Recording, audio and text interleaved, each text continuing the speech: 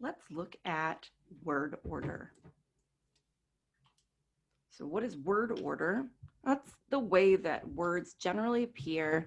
And now this is not a hard and fast rule because language is not like that, but it's generally the way that words appear or are said in statements or sentences, okay? So if we take a sentence in English, that pen is not great. Let's find a different pen.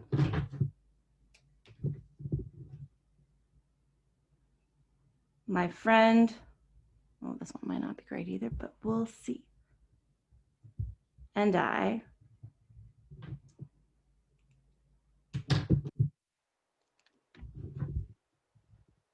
there, that's better.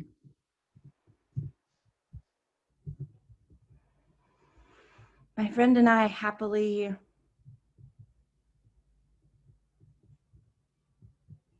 walk through the park.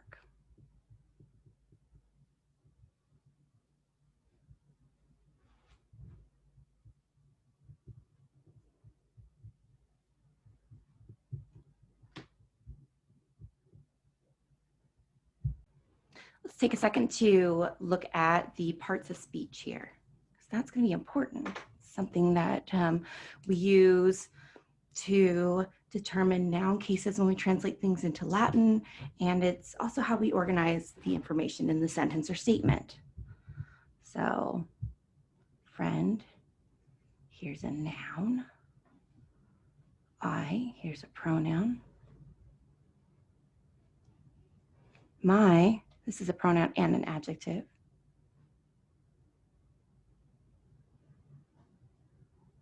Some things can do double duty.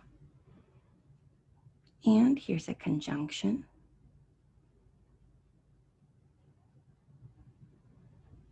Happily, this is an adverb. Walk, here's a verb. Through, here's a preposition.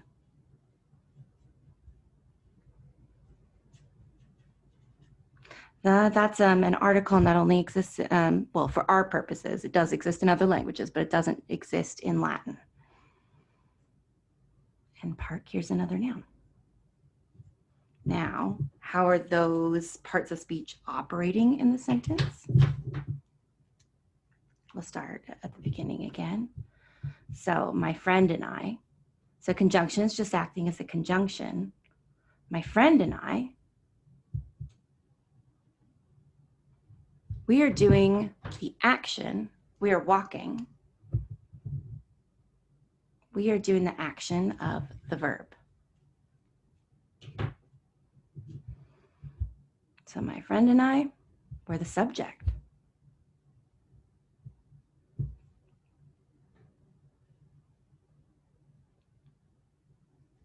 And the subjects in Latin are in the nominative. Okay, since two of us are the subject, our subject here is plural. We don't really, in English, sometimes we conjugate our verbs to reflect singular versus plural, but not for walk. Okay.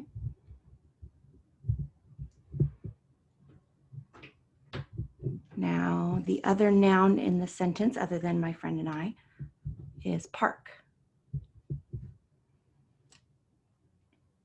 What's something that we notice about the noun park is that it is preceded by a preposition. So when we talked about prepositions before, they were indicators of what noun case would follow, and noun cases that follow prepositions generally are going to be in the accusative or ablative. So what we know about accusative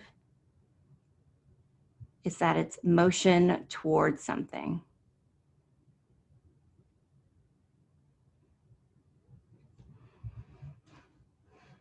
And ablative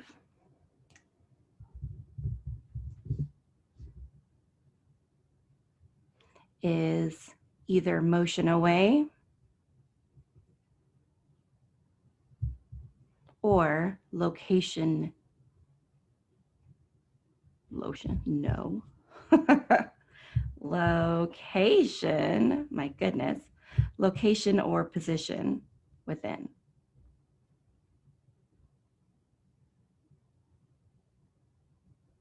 Or relative to. So what do we have with through the park? Through the park, that is motion towards something, or it would be in the ablative here if it was if we walked in the park, but we're walking through the park. Okay, so it's a motion through something or across something.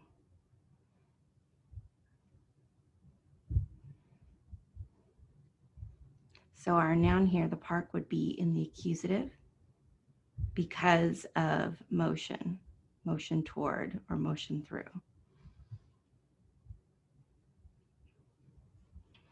Toward, across, between, etc. So another thing that we need to start thinking about is order of words. So in English, there's a lot more that goes into it, but basically English word order is subject. Oh no, I grabbed the dyeing pen again. Whoops.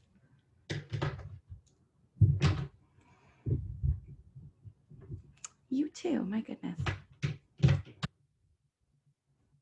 we are. All right, so basic word order in English is going to be subject, object, or no, subject, verb, object, sorry.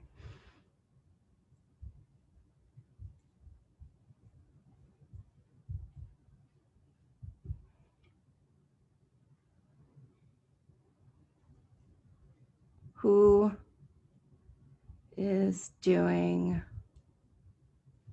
what? To whom? Now there are, of course, exceptions to this, and the more artistic and poetic your language is, the less likely it's going to follow subject object or subject verb object. But generally, or in things that need to be clear and uniform, this is how English is going to work. Latin works differently. And we're going to get into, because this is a Latin class, we're going to get into the more, we're going to expand more on the basic word order and include things that that I didn't put up here. Things like, you know, adverbs and prepositions and everything. This is just kind of a very, very general overview of how word order works in English. Let's move it over. Let's look at how basic word order works in Latin. So usually in English, subject comes first, so you know who the sentence is or statement is about, so that you can follow along, so you have clarity. So the basic and the simple sentences for Latin will do that as well. They'll start with, and I'll use a different color here, so we can kind of we can follow along a little bit easier. So we use this little acronym called SMIDOV. Subject, modifier,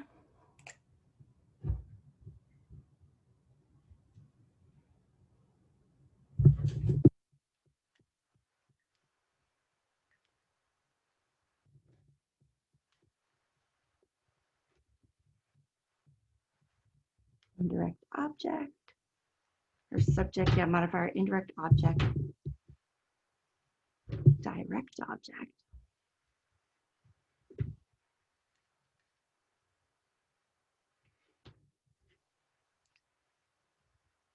adverb, verb.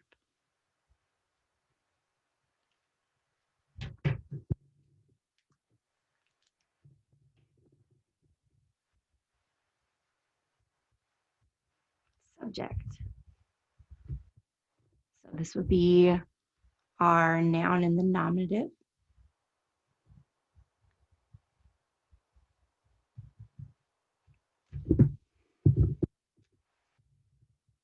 This is who the sentence is about.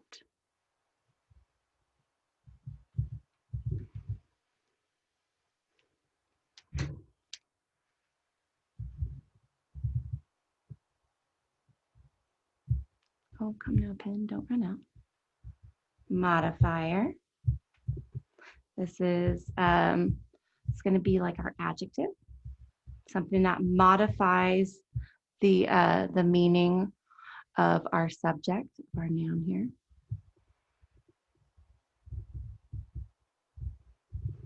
Okay, so like a lot of romances, subject goes first and adjective follows. English, we usually add our any kind of modifiers, any kind of adjectives before the noun.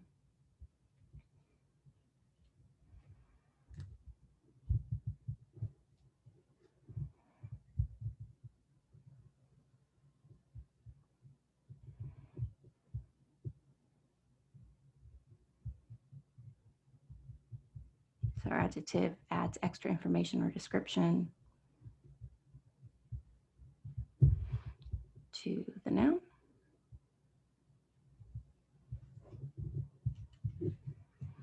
I, our indirect object.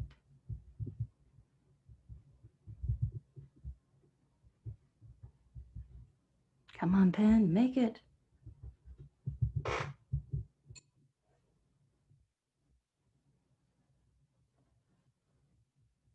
we go. Our indirect object, remember these are objects. These are nouns in the dative. Indirect objects are the things that are not receiving the direct object of the verb.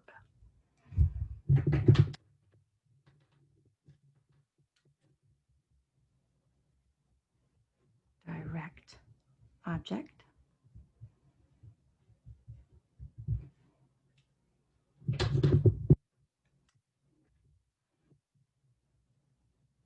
Nouns receiving the action or the direct action. The action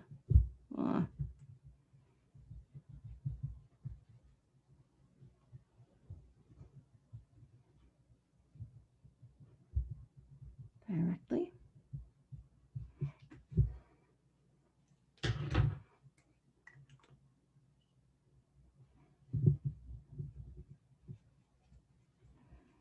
Adverb. Adverbs describe, they're like modifiers for verbs. They're in the word itself. That's a shortened version. It's like a little compound word. It's been smushed. Adjective, verb.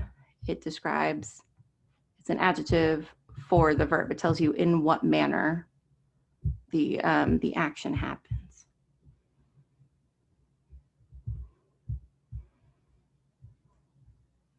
Think happily, warmly, well. These are all adverbs.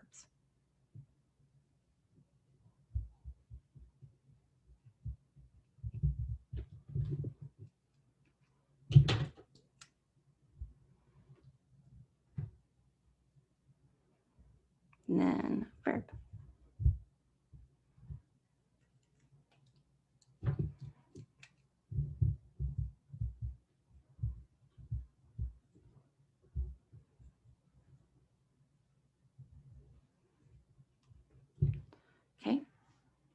So if we take that sentence from before, my friend and I happily walk through the woods or walk through the park.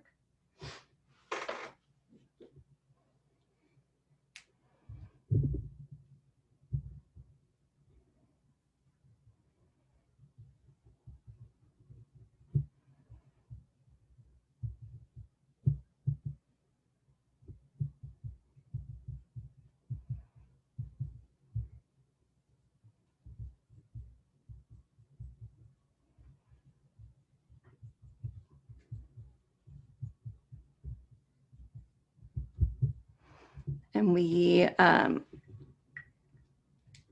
we wanted to change it up a little bit to be, you know, in Latin word order. In simple Latin word order, we would do subject, so my friend and I.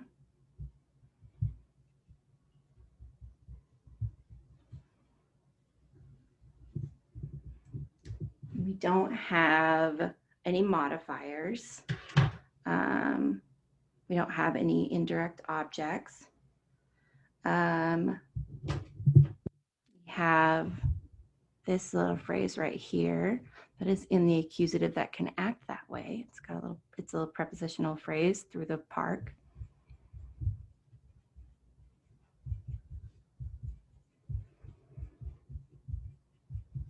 Okay. So following that, smida, then I have our adverb.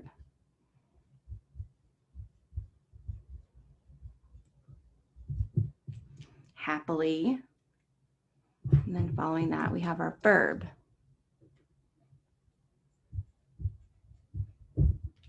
So my friend and I through the park happily walk.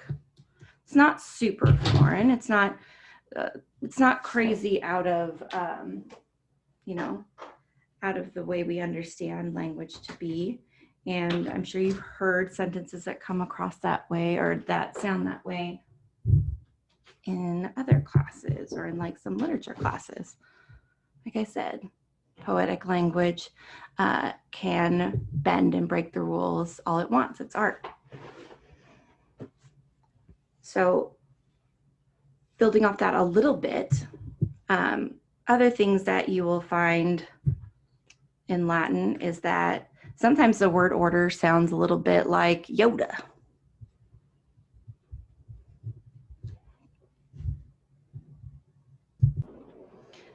So when you're trying to put something into Latin word order, think about it as Yoda would say it. So Smidov is a very good place to start from. It's not a hard and fast rule, like I said. And what you need to remember about Latin and word order is that Latin likes to put the most important thing first and then go from there. The thing that you want to emphasize the most. Sometimes that's the subject, sometimes it's not the subject.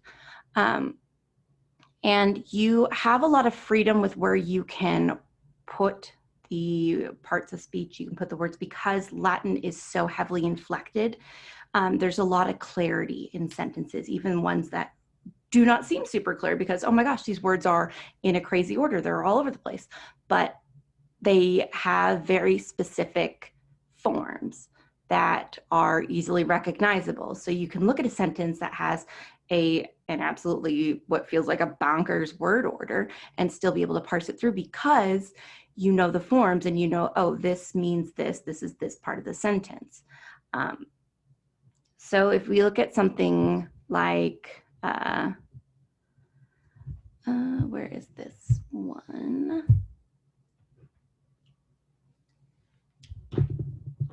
Make sure this is a good pen. This is not a good pen. Good pen, where did you go? There it is. So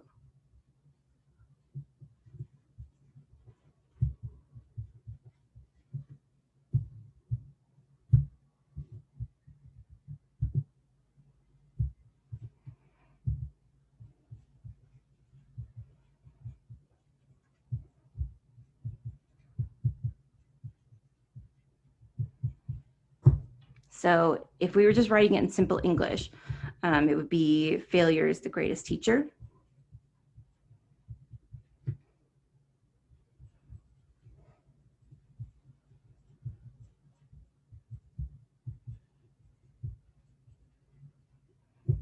Okay.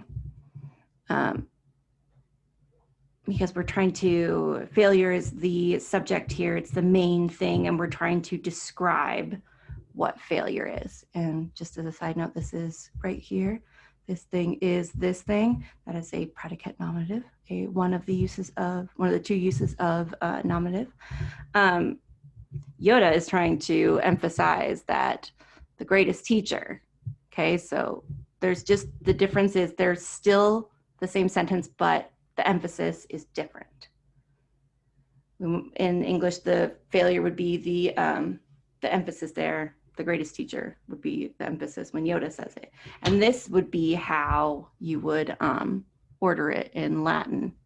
The thing that you want to emphasize the most, you would put first. That doesn't necessarily mean that you put it in the nominative. It just means that would be the thing that would be first and foremost in the sentence, first and foremost the thing that you would say. And then the rest would follow. Another example, like we can even, one moment. We can even translate this into Latin here. So we'll use, take that out really quickly. Just kind of give ourselves a little bit more space here. Take out our basic English word order and we'll work from our Yoda word order, which like I said, is very, very close and consistent with Latin word order. So we'll use the noun, I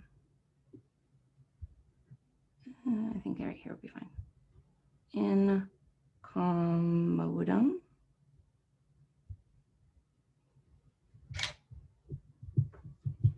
Oops, looks like my camera. Okay, now I fix that one. All right.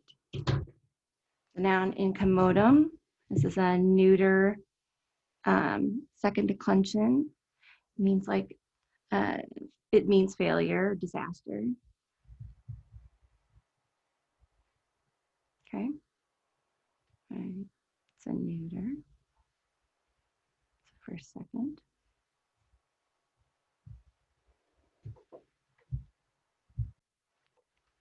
And then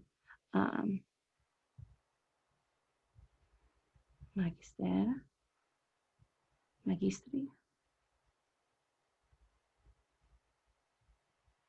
teacher.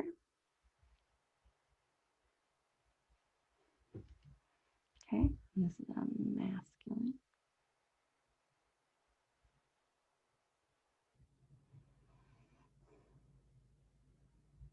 And this is a first one. Okay, and then our superlative.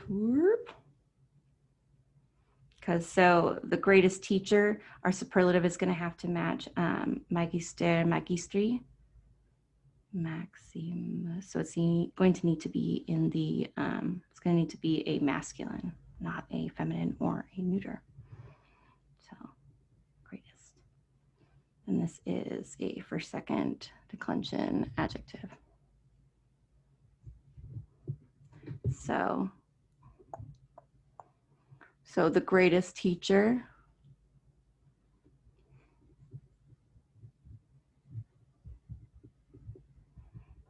Magister Maximus.